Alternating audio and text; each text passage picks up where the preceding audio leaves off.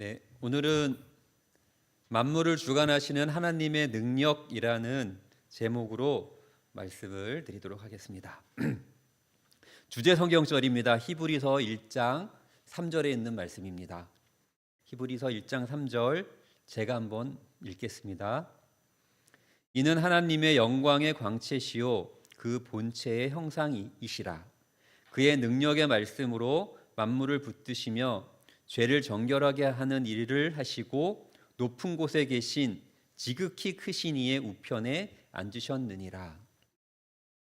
네, 이 말씀에 대해서 오늘 이렇게 좀 보도록 하겠습니다.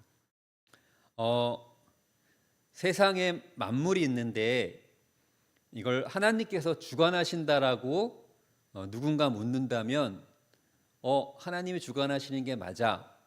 왜 주관하시는 게 맞아? 라고 설명할 수 있을까요? 그냥 지으셨으니까 뭐 그렇게 이제 말씀할 수 있을 것 같은데 그 말씀 맞아요. 맞는데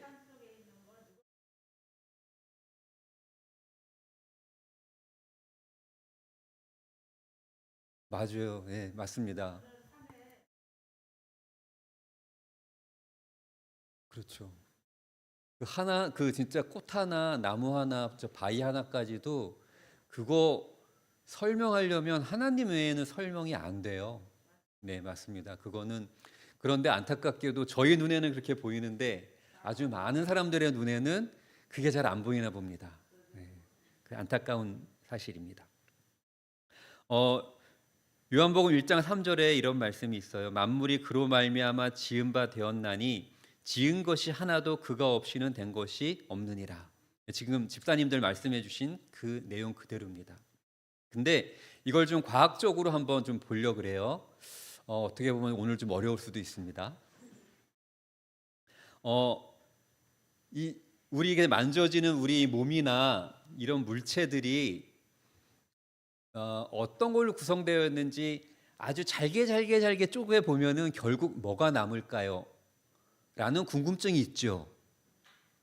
그래서 과학자들이 정말 잘게 한번 잘라봤어요. 근데 우리가 아는 것처럼 DNA까지 이제 우리가 갈 수 있는데 DNA는 어떤 건지 아시죠? 우리 몸속에 있는 아주 작은 우리의 모든 정보를 담고 있는 것이 DNA인데 이 DNA를 구성하고 있는 하나하나가 다 원자라고 해요. 이 원자는 굉장히 작은 건데 요것이 모든 물질을 구성하고 있는 가장 작은 것이라고 옛날에는 얘기했었어요. 근데 과학이 발달하면서 이 원자 속을 들여다봤더니 원자 속에는 이렇게 작은 알갱이들이 또 여러 개가 있어요. 그 가운데 있는 빨간색, 주황색은 핵이라고 하고요. 그 주위에 막 이렇게 움직이고 있는 건 전자라고 합니다. 이런 것들로 또 그 원자 안에 여러 가지가 또 들어있더라고요. 그런데 과학이 더 발전하면서 이 안에 그 빨간색, 주황색으로 있는 그 원자 핵 안을 또 들여다보게 됐어요. 그랬더니 그 안에 또 조그만 애들이 들어있는 거예요. 이 조그만 한 애들이 현재까지 9개가 있다. 9가지의 조그만 애들이 들어있는 걸로 발견이 됐습니다. 그런데 이 조그만 애들 안으로 또 들어가 봤어요. 예. 그러니까 까도 끝이 없는 요 안으로 들어가 봤더니 요 안에는 이제 선미경으로 볼 수는 없어요. 하지만 과학적으로 그 안에 들어가 봤어요. 봤더니 그 안에는 끈이 있다라고 과학자들이 얘기를 하는 거예요. 더 작은 끈이 있대요. 생긴 거는 이렇게 생겼다고 합니다. 상상한 거예요. 네. 어떤 거는 이렇게 길쭉하게 생겼고 어떤 거는 이런 모양들로 생겼대요. 그러면 얘네들이 어떤 역할을 하느냐? 분명히 생긴 것에 대한 역할이 있을 거예요. 얘네들은 아까 이렇게 작은 애들 있죠. 이 작은 애들이 지금 여기 빨간 거 2개라고 보시면 돼요. 이 2개 사이에서 어떤 힘이 작용을 하는 역할을 하는 게 이 끈들이래요. 이 끈들이 그 역할을 하는 거예요. 그런데 요건 나중에 말씀드리고, 그런 것들이 이렇게 여러 가지가 있는데 이 여러 가지 것들이 그 작은 것들 사이에서 뭔가 힘을 작용하는데 그것이 이렇게 어떤 질서정연하게 배열이 되어 있대요. 네. 이게 어떤 의미냐면 이 아까 그 빨간 거 주황색 사이에서 이렇게 배열되어 있는 이 조그만 끈들이 A라고 배열이 되어 있으면 이 컴퓨터가 되는 것이고요. 그게 또 다른 모양으로 되어 있으면 맛있는 과일이 되는 거고요. 또 다른 모양으로 배열이 되어 있으면 우리 몸처럼 이렇게 말랑말랑한 살이 될 수도 있는 거예요. 이것이 어떻게 배열이 되어 있는가에 따라서 세상의 모든 만물들이 다 만들어지는 거래요.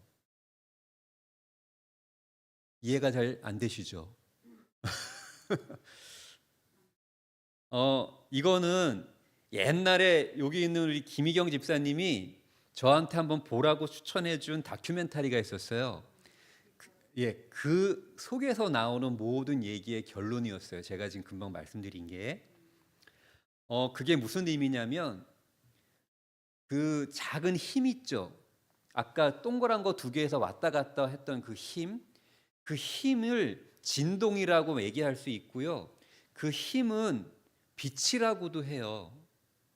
이게 세상에는 아주 많은 빛들이 있는데 우리가 눈으로 보는 빛 있죠. 환하게 내립시고 무지개 색깔.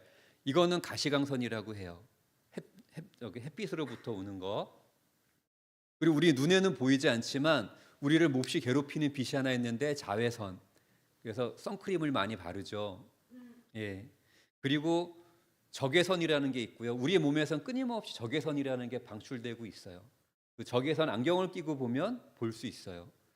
우리 몸에서 열이 나는지 안 나는지 그 안경을 보면 빨간색, 파란색으로 막 보여져요. 그리고 병원 가서 엑스레이를 찍잖아요. 그것도 빛 중에 하나예요. 우리 라디오 들으면 그 라디오 주파수가 잡히잖아요.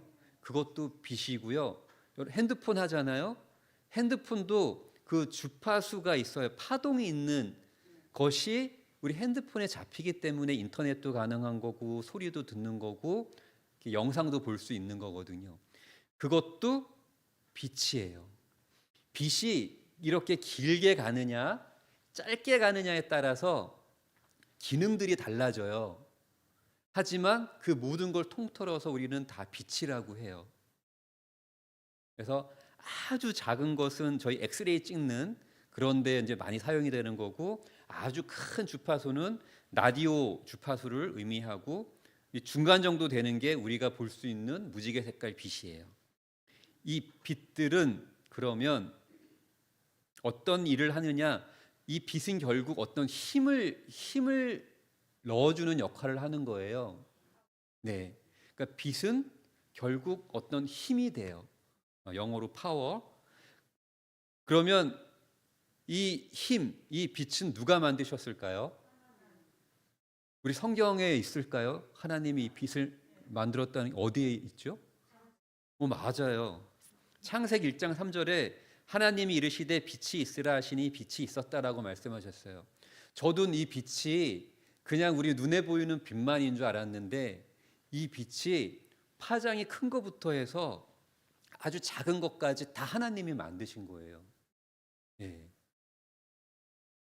이 빛은 그냥 환하게 보여주는 것뿐만 아니라 세상의 모든 만물들 가운데 작용하는 힘이에요. 힘. 세상에 존재하는 힘은 이렇게 네 가지가 있다고 해요. 중력, 우리가 이 지구에 붙어 살 수 있는 게 중력이고요. 그다음 아까 그 원자 핵이라는 거 안에 존재하는 힘들이 양력, 강력이라는 게 있고, 그다음 우리가 전기를 쓰잖아요. 이게 전기력. 그다음 자석의 힘이 있죠. 이게 자기력. 이런 것들이 다 합쳐진 게 이 빛의 힘이에요. 그러니까 우리가 알고 있는 힘이 그냥 막 힘센 뭔 줄 알았는데 그게 알고 봤더니 다 빛이라는 거예요. 빛이 결국 힘이 된 거거든요. 오늘 주제절로 읽은 히브리서 1장 3절에 있는 말씀을 한번 보겠습니다. 이는 하나님의 영광의 광채, 빛이겠죠. 영광의 광채시요 그 본체의 형상이시라. 그의 능력의 말씀으로 만물을 붙드시며라고 나와 있는데, 이 붙드신다라는 의미가 영어로는 서스테이닝이라고 되어 있는데, 그 의미가요, 뭔가를 지탱하고 유지하는 거래요. 뭐냐면 아까 말씀드린 것처럼 어떤 이 딱딱한 물체를 만들기 위해서는 빛이라는 것이 들어가서 어떤 배열을 어떤 힘이 그러니까 빛이 들어가서 그 배열을 딱 고정시켜 놓은 게 이 물체가 된 거예요. 이렇게 한번 말씀을 드려볼게요. 우리 원자라는 것 가장 작은 단위라고 했는데, 사실은 이 안에 들어가 보면 손으로 만지켜지는 건 아무것도 없어요. 그냥 어떤 힘들이 작용할 뿐이지 손에 만져지는 알갱이는 없는 거예요. 결국 원자라는 것 속에 들어가도 아무것도 존재하지 않아요. 그러면 우리 몸도 결국 작게 들어가 보면 그 안에는 아무것도 없어요. 결국 아무것도 없는 거예요. 그 얘기 무슨 얘기냐면, 하나님이 어떤 힘의 작용이 존재하지 않으면 우리도 존재하지 않는 거고, 책상도 존재하지 않는 거고, 이 꽃도 없는 거예요. 그냥 없는 거예요. 근데 하나님께서 뭔가 힘, 배열 이렇게 있으라고 한 그 힘이 있으라고 하니까 모든 만물들이 다 존재하는 거거든요. 이게 모든 만물을 하나님이 창조하셨다는 이유예요. 과학자들이 어디까지 밝혀놨냐면, 제가 아까 말씀드린 그 끈 있죠. 끈까지는 다 밝혀놨어요.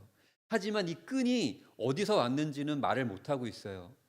근데 이게 어디서 왔는지 성경에서 그대로 말을 해주고 있는 거예요. 하나님께서 만드신 거거든요.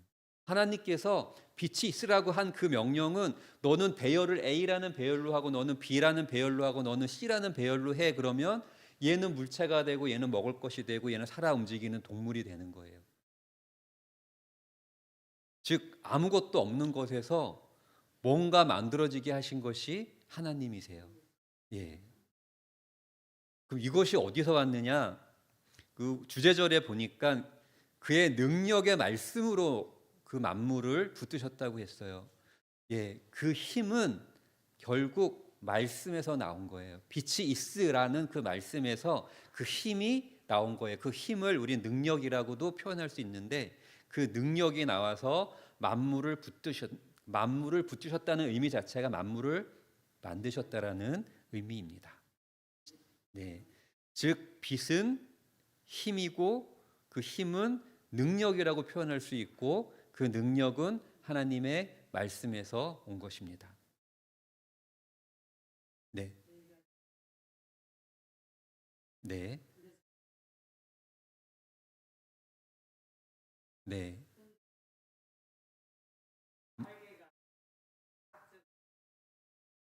아, 그래요. 네, 그 과학자들이 해부해 봤더니 여기에 이제 날개가 있는 것 같은 그런 뼈가 있다고 그러더라고요. 그러면 하늘 날아가면 날개를 주실래나? 근데 그 이제 뭐 천사들도 실제로 날개가 붙어 있긴 한데, 그게 날개가 있는 것이 잘 모르겠어요. 그 그룹으로 덮는다라는 그 의미가 그 빛, 그것도 빛인 것 같아요. 빛이라는 그것이 어떤 그건 저는 잘 설명을 못 하겠습니다. 성경에도 이런 예들이 있어요. 없는데 만들어진 것들. 가나의 혼인잔치에서 물이 포도즙으로 변했잖아요. 물이 포도즙으로 변한 건 그냥 상상으로 할 수는 있지만, 과학적으로 어떻게 가능할까라고 했을 때 과학적으로 충분히 설명이 돼요. 물리학자들에게 이걸 설명하라 그러면 충분히 설명할 수가 있는 겁니다. 물이라는 배열 구조를 순서만 바꾸면 포도즙으로 되는 것이고요, 순서만 바꾸면 빵이 될 수도 있는 거예요. 근데 그 순서를 바꾸는 그 명령과 그걸 순종할 수 있는 능력이 누구에게 있느냐가 중요한 거죠.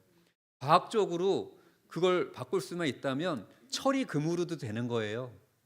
불가능한 게 전혀 아닙니다. 왜냐하면 우리는 그러니까 우리 이 책상이고 우리고 사실은 다 똑같은 건데 하나님의 능력이 어떻게 작용하느냐에 따라서 사람도 되고 책상이 되는 거라고 볼 수 있는 거거든요. 과학적으로. 오병이어도 마찬가지입니다. 아무것도 없었 물론 오병이어가 있었는데 이것들이 계속해서 만들어질 수 있었던 건 하나님의 능력이 계속 끊임없이 작용을 하면 없는 것에서 있는 것이 계속 만들어질 수 있다라는 과학적인 설명이 가능한 얘기입니다. 38년 된 그 베데스다 연못에 38년 된 병자가 갑자기 예수님께서 일어나 걸어가라는 그 말씀에 다리에 힘이 막 들어왔다 그랬거든요. 예.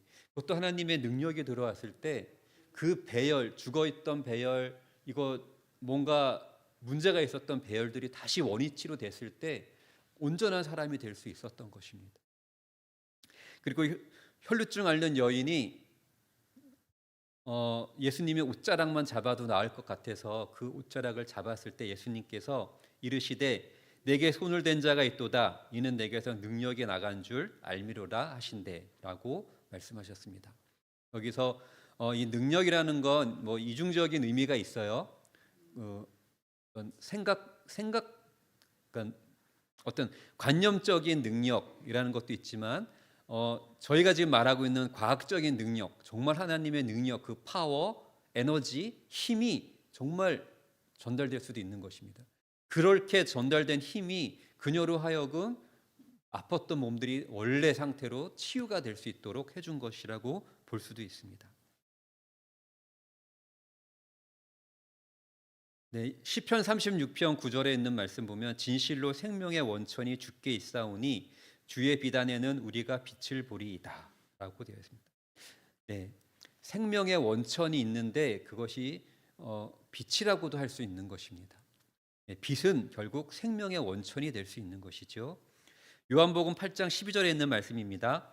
예수께서 말씀하여 이르시되 나는 세상의 빛이니 나를 따르는 자는 어둠에 다니지 아니하고 생명의 빛을 얻으리라. 네. 예수님을 따르는 그 자들은 생명의 빛, 그 빛 자체는 어떤 능력이라고 할 수 있을 것 같습니다.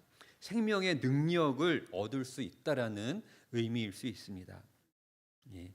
그 여인이 그 치유를 받음으로 인해서 어떤 생명의 힘이 그 여인에게 들어간 것이고 그 여인은 그게 몸의 치유뿐만 아니라 영적인 치유로 인해서 영원한 생명을 얻을 수 있는 그런 일들이 이루어졌던 것입니다.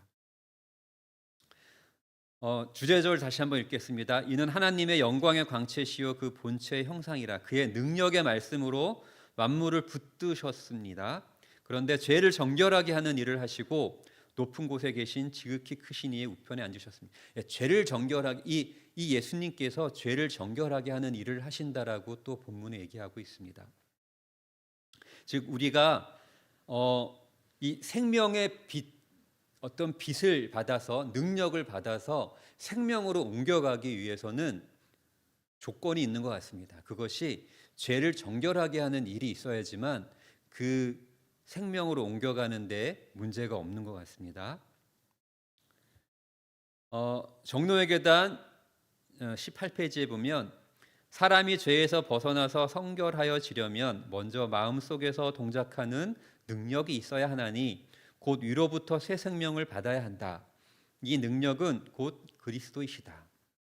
네, 우리가 성결하여지려면 나 혼자의 힘이 아니라 위로부터 오는 능력이 있어야지만 가능한데 그것이 있을 때 새 생명으로 바뀌어지는 것이고요. 이 위로부터 오는 능력이 뭐라면 그리스도, 예수님 그 자체라는 것이 이 종로의 계단에 있는 말씀입니다. 예, 이 능력을 받는 것은 그리스도 외에는 받을 수가 없다라는 의미이기도 합니다. 이 빛에는 두 가지 성질이 있다고 해요. 하나는 아까 말씀드린 것처럼 어떤 진동하는 역할을 해요. 그래서 진동이 폭이 넓느냐 짧느냐 그거에 따라서 작용하는 힘이 다른데, 또 하나는 동시에 어떤 어떤 성향이 있냐면 성질이 있냐면 입자의 성질이 있대요. 우리 이 빛이 쫙 오잖아요. 저 빛이 진동해서 오기도 하지만 저 빛을 딱 막아버리면 깜깜해요. 그러면 이거는 쟤는 입자라는 것에 대한 또 그 확인이 되기도 해요. 진동이라면 통과를 해야 되는데 딱 막아버리면 깜깜해서 더 못 오거든요. 이거는 입자의 성질도 있다라고 하는 것입니다. 그래서 빛은 참 신기한, 과학적으로 설명이 안 되는 게 빛이에요. 왜냐하면 상반된 두 가지 그 성질을 갖고 있기 때문에 그렇습니다.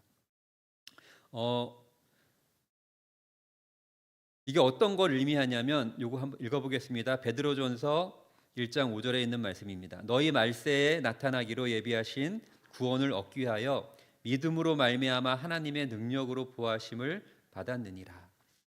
네. 우리가 정결하여지려는 것은 빛의 성질과 같은 것일 수 있습니다.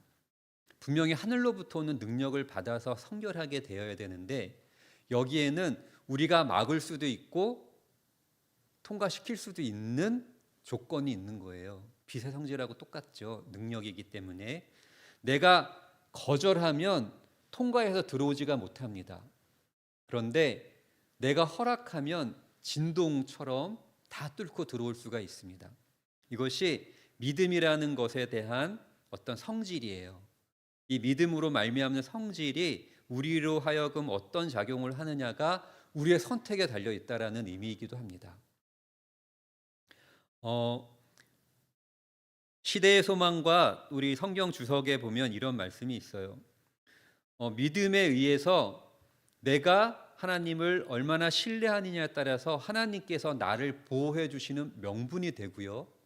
내가 하나님을 신뢰하지 못하면 하나님이 우리를 보호해 주는 명분이 없어진대요.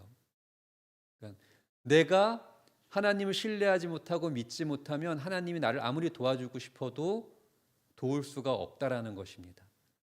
예. 이게 빛의 성질과 동일한 것이고 우리가 믿음으로 말미암는 구원과 동일한 내용일 수도 있습니다. 하나님의 능력은 무한하고 굉장하지만 그것을 내가 받느냐 안 받느냐가 굉장히 중요한 사실이 되는 것입니다. 고린도전서 6장 14절에 있는 말씀입니다. 하나님이 주님을 다시 살리셨으니 우리도 그분의 능력으로 다시 살리실 것이다 라는 말씀이 있습니다. 하나님의 능력으로 나약하고 힘없는 예수님이 죄 그 자체가 되신 예수님이 죽었어요. 돌아가셨는데 그분을 다시 살리신 것은 하나님의 능력입니다. 하나님의 능력이 그분으로 하여금 다시 살리시게 된 것입니다. 그리스도께서는 약한 가운데서 십자가에 못 박히셨으니 하나님의 능력으로 지금도 살아 계십니다. 그리스도를 믿는 우리도 역시 약하지만 하나님의 능력으로 그와 함께 살며 여러분의 문제를 처리할 것입니다. 십자가에 못 박히신 예수님이 하나님의 능력으로 다시 살아나신 것처럼 우리가 예수님을 믿는다면 그 능력이 우리에게도 작용을 해서 우리도 죽음으로부터 부활해서 새 생명을 받는 그 능력을 소유할 수 있게 되는 것입니다. 하늘의 그 하나님의 능력이 예수님께 미쳐진 것이고요. 예수님 외에는 그 누구도 그 능력을 받을 수가 없습니다. 그래서 우리가 예수님을 믿는다고 하면 다 죽은 사람도 다시 살리는 그 능력이, 물리적으로 존재하는 그 능력이 우리에게도 작용을 하는 것입니다.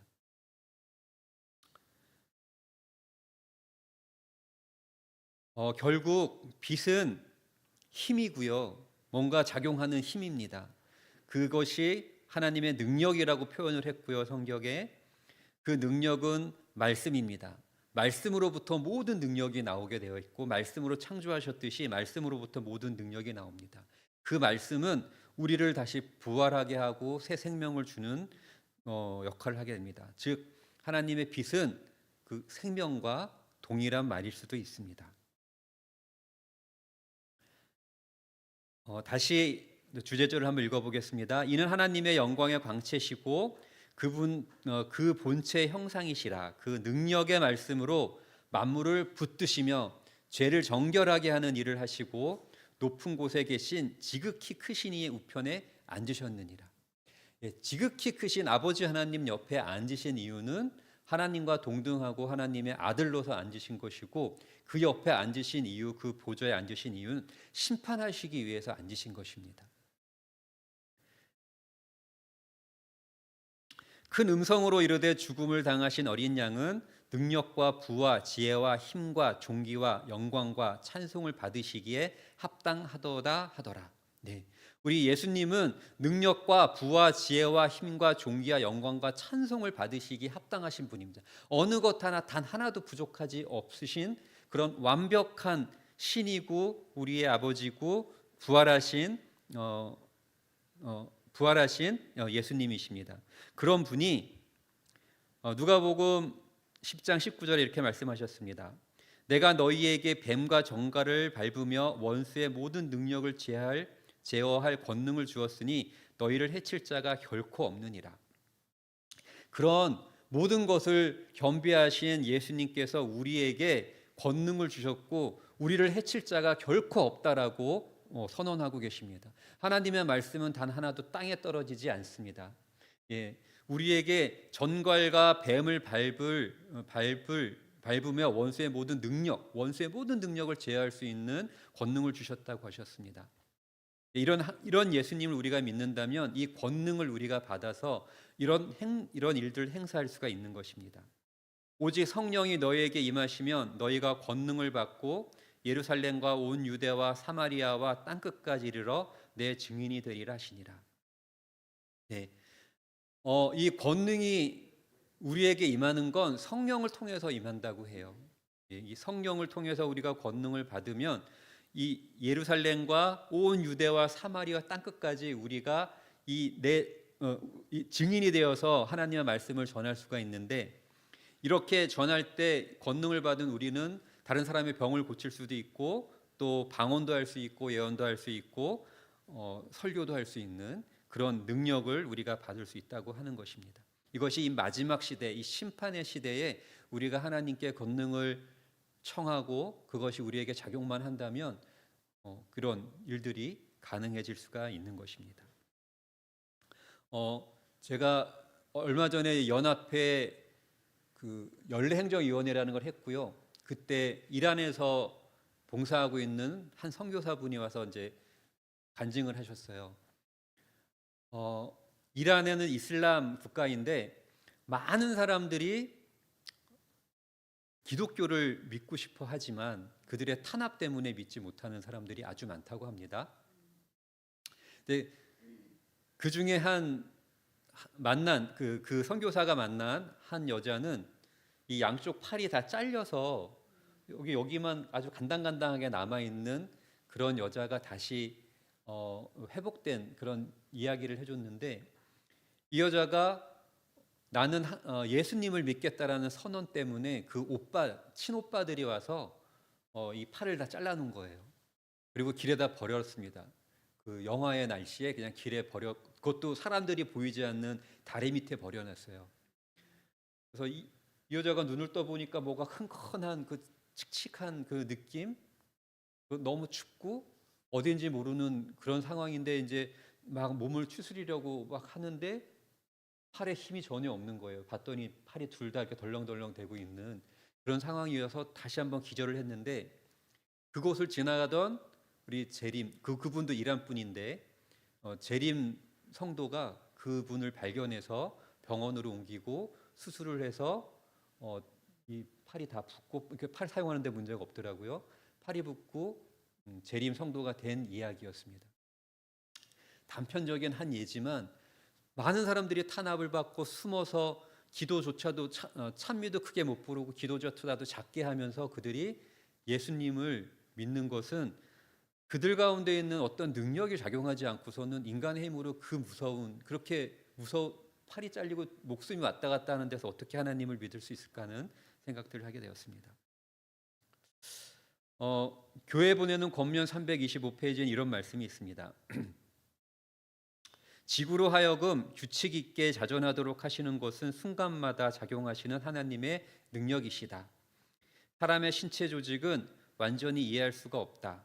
인간의 신체는 가장 지혜 있는 자라도 당황하게 할 만한 신비를 나타내고 있다. 맥박에 치고 호흡을 계속해서 하는 것은 일단 돌아가게 한 후에 그 작용을 계속하는 신체 조직의 결과로서 되는 것이 아니다. 우리는 하나님 안에서 살고 움직이고 존재하는 것이다.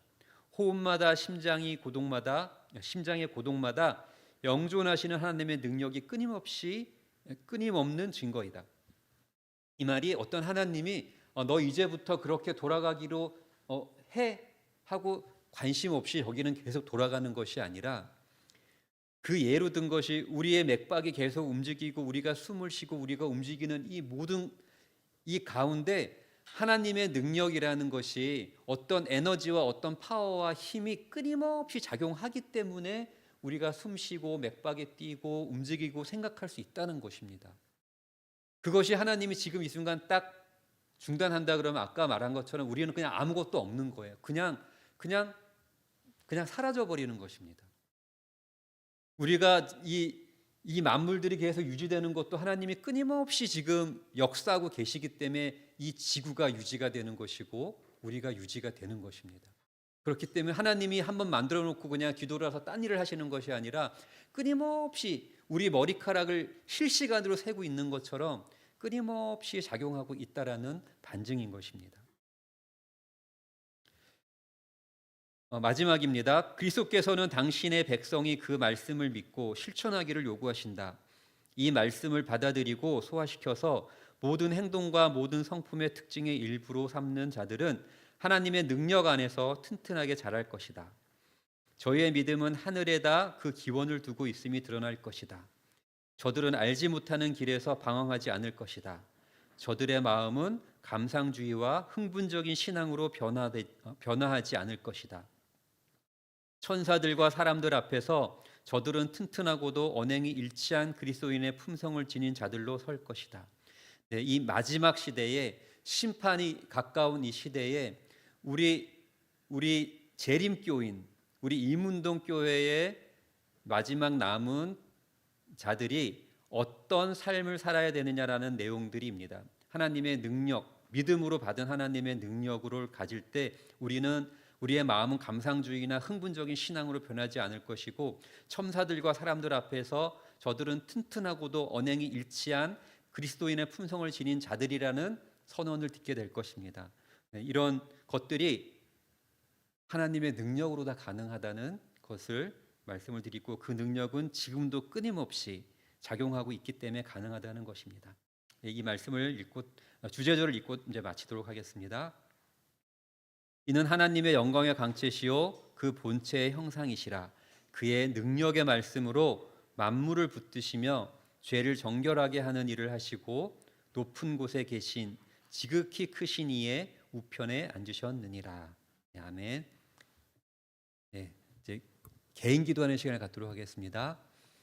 교회 건축을 위한 시공업체 선정의 과정 가운데 계속 있습니다. 그래서 정말 저희 교회를 잘 지어주고 정직하게 지어줄 그런 시공업체가 선정될 수 있도록 기도해 주시고요.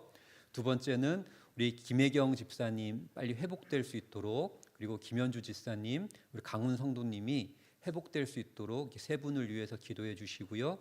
마지막으로 우리 목사님과 사모님, 부목사님과 사모님 지금 해외에 계신데 그곳 일정을 잘 마치시고 무사히 귀국할 수 있도록 기도해 주시기 바라겠습니다.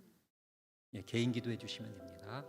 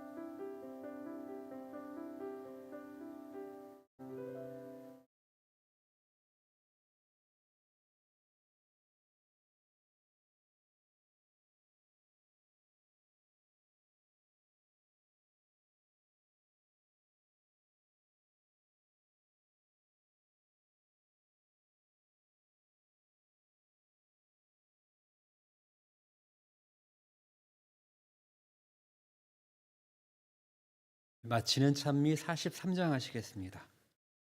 43장입니다.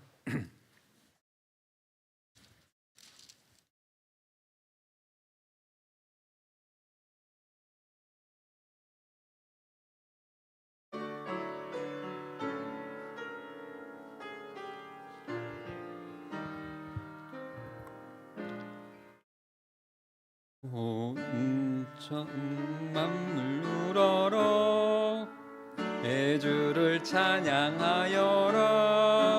할렐루야 할렐루야. 참 빛의 근원 되시며 저 밝은 해를 지으신 하나님을 찬양하라. 할렐루야 할렐루야 할렐루야. 밤이면 밝은 달빛이 저 공중에서 빛나네. 할렐루야 할렐루야. 수많은 별을 내시고 그 길을 인도하시는 하나님을 찬양하라. 할렐루야 할렐루야 할렐루야. 땅 위의 모든 쓰라리 또 죽음인들 겁내랴. 할렐루야 할렐루야. 인간 축복하시사 한 형제 삼아주시는 하나님을 찬양하라. 할렐루야 할렐루야 할렐루야.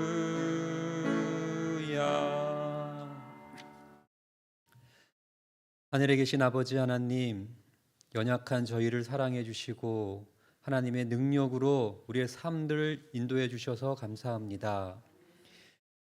그 하나님의 능력으로 예수님을 살리신 것처럼 저희가 예수님을 믿을 때 저희도 새 생명을 얻고 부활하는 그런 경험을 할 수 있도록 주님 도와주시옵소서. 그 하나님의 능력이 병원에 누워있는 우리 김혜경 집사님에게도 함께하여 주시고 우리 아픈 성도들 위해 함께하셔서 회복되는 하나님의 그 놀라운 이적들이 우리 눈으로 목도될 수 있도록 주님 도와주시옵소서. 아버지, 이 교회를 또 사랑하고 아끼는 우리 성도들 위에도 하나님의 능력이 임하여 그 믿음의 견고한 터가 흔들리지 않을 수 있도록 붙잡아 주시고 우리의 앞길을 인도하여 주시옵소서. 돌아가는 길에도 저희 안전하게 지켜주시기를 우리 예수님의 이름으로 기도합니다. 아멘.